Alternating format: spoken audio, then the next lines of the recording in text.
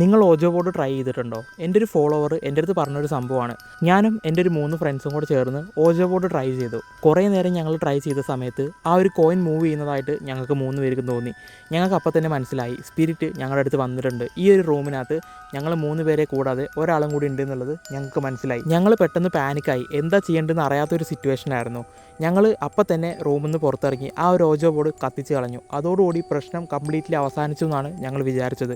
ആ ഒരു ഇൻസിഡൻറ്റിന് ശേഷം ആ ഒരു കോയിൻ്റെ മേലെ കൈവച്ചത് ആരൊക്കെയാണോ അവരെ മൊത്തം ഈ ഒരു സ്പിരിറ്റ് ഫോളോ ചെയ്യാനായിട്ട് തുടങ്ങി. ഞങ്ങൾക്ക് മര്യാദയ്ക്ക് ഉറങ്ങാൻ പോലും പറ്റുന്നുണ്ടായിരുന്നില്ല. ഞങ്ങൾ എങ്ങനെയൊക്കെയോ ഓരോരോ സ്ഥലങ്ങളിൽ കൊണ്ടുപോയിട്ടാണ് ഈ പ്രശ്നത്തിന് ഒരു പരിഹാരം കണ്ടുപിടിച്ചത്. ഇതായിരുന്നു ആ ഒരു മെസ്സേജ്.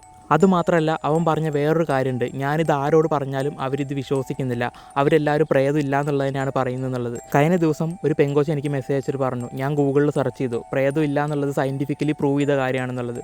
നിങ്ങൾ പ്രേതത്തിനെ അല്ലെങ്കിൽ പാരാനോർമൽ ഫിനോമിനോൺസിനെ സയൻസായിട്ട് കമ്പയർ ചെയ്യുന്നതാണ് ഏറ്റവും വലിയ മണ്ടത്തരം. ഓജോ ബോർഡ് വഴി പ്രേതത്തിനെ വിളിച്ചു വരുത്താൻ പറ്റുമോ ഇല്ലേ എന്നുള്ളതിനെ പറ്റിയിട്ട് ഒരു ആൻസർ ഞാനിപ്പോൾ പറയുന്നില്ല. കാരണം ഞാൻ ഓജോ ബോർഡ് ട്രൈ ചെയ്ത് നോക്കിയിട്ടില്ല. പക്ഷേ എൻ്റെ ഒരു ഒപ്പീനിയൻ പറയാനാണെങ്കിൽ ഓജോ ബോർഡ് എന്നല്ല, EVP റെക്കോർഡർ എന്നല്ല, ഒരു ഡിവൈസ് വെച്ചും നമുക്ക് സ്പിരിറ്റായിട്ട് സംസാരിക്കാൻ പറ്റത്തില്ല. കൂടുതൽ കമൻറ്റ് വരുവാണെങ്കിൽ ഒറിജിനൽ ഓജോ ബോർഡ് വെച്ച് ഞാൻ നിങ്ങൾക്ക് കാണിച്ചു തരാം ഗോസ്റ്റായിട്ട് കമ്മ്യൂണിക്കേറ്റ് ചെയ്യാൻ പറ്റുമോ ഇല്ലയോ എന്നുള്ളതിനെ പറ്റിയിട്ട്.